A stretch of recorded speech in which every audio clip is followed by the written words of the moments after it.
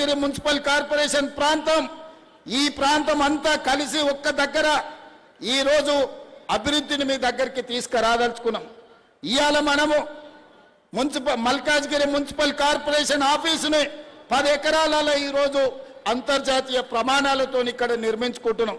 ఇది మీకు సౌలభ్యమా కాదా మీరు ఒక్కసారి ఆలోచన చేయండి. చిన్న పనున్నా, నల్లా కనెక్షన్ కావాలన్నా, ఇంటి పర్మిషన్ కావాలన్నా, ఏదైనా అధికారిని కలవాలంటే ట్యాంక్ బండ్ దగ్గరికి పోవాలి. ఎన్ని బస్సులు ఎక్కాలి, ఎన్ని బస్సులు దిగాలి, ఎంత దూరం పోవాలి మీరు ఒక్కసారి ఆలోచన చేయండి. అందుకే పరిపాలన డీసెంట్రలైజ్ చేసినాం. అదేవిధంగా పోలీసులకు కూడా ఈరోజు పోలీసు అదేవిధంగా మున్సిపల్లో కోటర్మినస్ సరిగ్గా ఒక మున్సిపల్ కమిషనర్కి ఎంత పరిధి ఉందో మల్కాజ్గిరి పోలీస్ కమిషనరేట్ కూడా సేమ్ ఒకే రకమైన పరిధి చేసినాం. ఒక జోనల్ కమిషనర్కి ఏ విధంగా పరిపాలన సరిహద్దులు ఉన్నాయో ఒక డీసీపీకి సరిగ్గా అదే విధంగా ఈరోజు ఏర్పాటు చేసినాం. అన్ని శాఖల సమన్వయం కోసము ఈనాడు ప్రక్షాళన చేసి 3 కమిషనరేట్లు చేసి ఇవాళ మల్కాజ్గిరి మున్సిపల్ కమిషనరేట్కు దాదాపుగా ఈ బిల్డింగే కాదు అదనంగా 1600 కోట్ల రూపాయలతోటి ఈరోజు పనుల ప్రారంభోత్సవ కార్యక్రమం చేసుకున్నాం.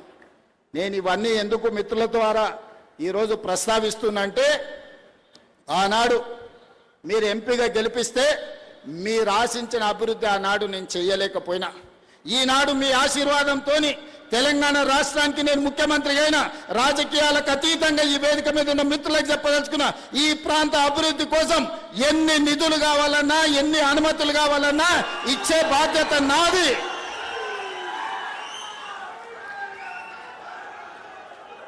రోడ్లైనా తాగనికి నీళ్ళైనా మీ చెరువుల పునరుద్ధరణ సుందరీకరణ అయినా మీకు ఏమి కావాలన్నా మీ మెట్రో విస్తరణ కావాలన్నా మీకు ఏం కావాలన్నా నేను చేయడానికి మీ సోదరుడిగా నేను సిద్ధంగా ఉన్నా. కాబట్టి మల్కాజ్గిరి మున్సిపల్ కార్పొరేషన్ పరిధిలో ఉన్న వివిధ రాజకీయ పార్టీల ప్రజాప్రతినిధులకు ఎన్నికలు వచ్చినప్పుడే ఎన్నికల గురించి మాట్లాడదాం. ఇప్పుడు అభివృద్ధి చేసుకుందాం. సహకరించడానికి నేను సిద్ధంగా ఉన్నా. నిధులు అనుమతులు ఇవ్వడానికి మా ప్రభుత్వం సిద్ధంగా ఉన్నది. మీకు కావాల్సిన అడిగి మీరు కావాల్సిన గుర్తు చేసి మీరు సాధించుకోండి. ఇవాళ ఉప్పల్ ఎలివేటెడ్ కారిడార్కి బండారి రాజిరెడ్డి గారి పేరు నేను పెట్టిన. బండారి లక్ష్మారెడ్డి గారు ఈరోజు బీఆర్ఎస్లో ఎమ్మెల్యే ఉన్నాడు.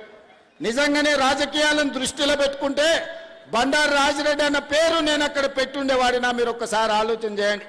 రాజిరెడ్డి అన్న ఈ ప్రాంతంలో ప్రతి పిల్లగానికి తెలుసు. మున్సిపల్ చైర్మన్గా, ఎమ్మెల్యేగా, టీటీడీ బోర్డు మెంబర్గా ఎవరు ఇంటికి వచ్చినా కూర్చోబెట్టి పనిచేసి బిడ్డ ఈ పన్ను చేసుకోలేదనుంటే ఏం చేస్తాను అన్ని కాలనీలు తిరిగి కాలనీ అసోసియేషన్లతో రాజిరెడ్డి అన్నకు అనుబంధం ఉంది. ఆయనలో నేను పార్లమెంట్లో నిలబడ్డప్పుడు ఎన్నో కాలనీలు నా వెంబడొచ్చి కాలనీ అసోసియేషన్ల అధ్యక్షులను పిలిపించి అరే మనోనికి ఏం రా మంచోడు పనిచేస్తాడని ఆ రోజు రాజిరెడ్డి అన్న చెప్పాడు. ఆనాడు కష్టాలలో ఉన్నప్పుడు రాజిరెడ్డి అన్న సాయం అందించడు. రాజిరెడ్డి అన్న ఈ ప్రాంత ప్రజలకు 40-50 ఏళ్ళు సేవలు అందించడు. ఇవాళ ఉప్పల్ ఎలివేటెడ్ కారిడార్కి రాజిరెడ్డి అన్న పేరు పెట్టుడు న్యాయమా కాదా మీరు ఒక్కసారి ఆలోచన చేయండి. నేను ఇవాళ ఈ పేరు పెట్టడమే కాదు ఎలివేట్ కారిడార్కు ఎవరు ఏడ్చినా ఎవరు బాధపడ్డా ఆడ చౌరస్తల రాజిరెడ్డి గారి విగ్రహాన్ని కూడా పెడదాం. దానికి సంబంధించిన ఏర్పాట్లు కూడా చేసుకోండి అని నేను చెప్పదలుచుకున్నా. అదేవిధంగా ఎవరైతే మంచి చేస్తారో మంచిని మంచి అని గుర్తించే బాధ్యత మన మీద ఉన్నది. ఎన్నికలు వచ్చినప్పుడు రాజకీయాలు ఎట్లుండాలనో రాజకీయాలు అట్లా చేద్దాం. అదేవిధంగా ఈనాడు కొంతమంది మాట్లాడుతున్నారు. దాని గురించి ఒక 5 నిమిషాలు నేను చెప్పదలుచుకున్నా. ఇది రాజకీయ వేదిక కాదు, కానీ నేను గుర్తు చేయదలుచుకున్న మిత్రులందరికీ ఇవాళ గుజరాత్లో అహ్మదాబాద్లో సబర్మతి రివర్ ఫ్రంట్ కట్టుకుంటారు. ఇవాళ ఢిల్లీలో యమునా నది రివర్ ఫ్రంట్ను అభివృద్ధి చేసుకుంటారు.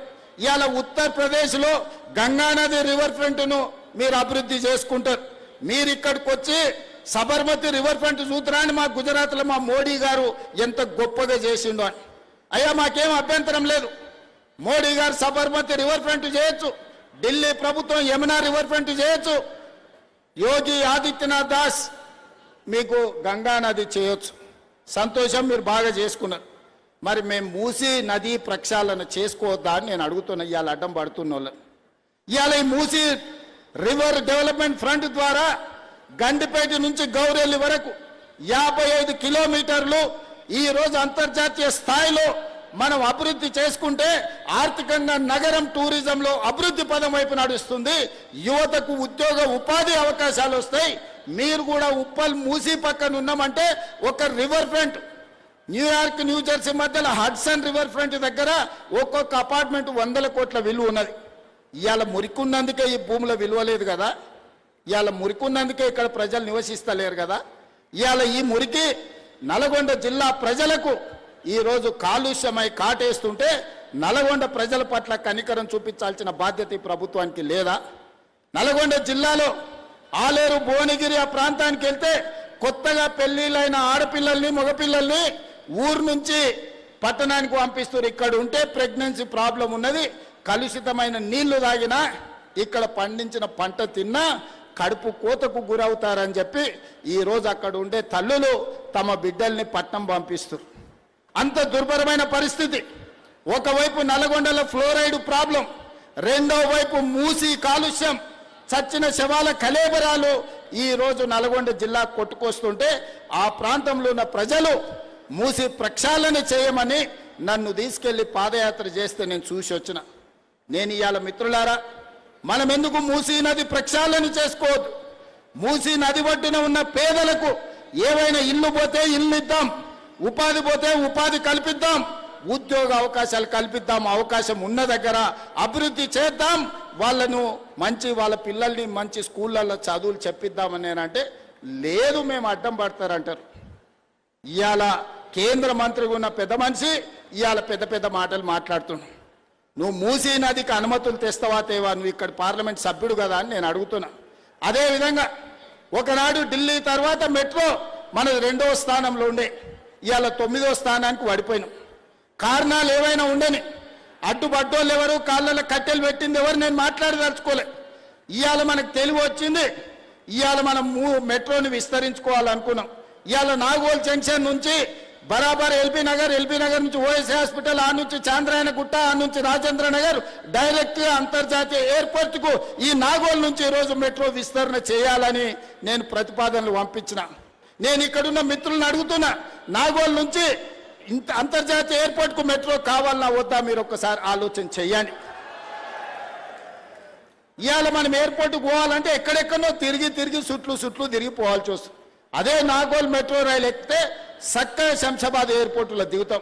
ఇవాళ గదే అడిగిన, మా రంగన్న చెప్తాడు, అన్న ఎల్బీ నగర్ కాదు హయత్ నగర్ అవతలకి మెట్రో కావాలి, ఇప్పుడు పట్నం అంతా హయత్ నగర్ దాటిపోయింది, వనస్థలిపురం అవతలకి ఇయ్యండి అని రంగన్న కలిసినప్పుడల్లా అడుగుతాడు. మా ఎంపీ చామల కిరణ్ అడుగుతాడు, ఇవాళ ఎల్బీ నగర్ నుంచి హయత్ నగర్ అవతలకి మెట్రో పెట్టాలని అడిగిన. అవసరం ఉందా లేదా మీరు ఒకసారి ఆలోచన చేయండి. ఇట్లా చెప్పుకుంటూ పోతే 122 కిలోమీటర్లు మెట్రోను పొడిగించాలి, అంతర్జాతీయ నగరం చేయాలని నేను ప్రయత్నం చేస్తుంటే అన్ని అనుమతులు వచ్చినాక ఇక్కడి నుంచి కేంద్ర మంత్రిగా పనిచేస్తున్న ఆయన పోయి కాళ్ళలో కట్టెపెట్టి పుల్లలు పెట్టి ఇవాళ దాన్ని అర్ధాంతరంగా ఆపే పరిస్థితి వచ్చింది. ఆయనను అడగాల్సిన అవసరం లేదా అని నేను అడుగుతున్నా. ఇవాళ మనం ఏది అడిగినా రీజనల్ రింగ్ రోడ్, ఇవాళ ఔటర్ రింగ్ రోడ్ వచ్చినందుకు మనం అంతర్జాతీయ నగరమైనాం. రీజనల్ రింగ్ రోడ్ వస్తే 360 కిలోమీటర్ల అభివృద్ధి జరుగుతుంది.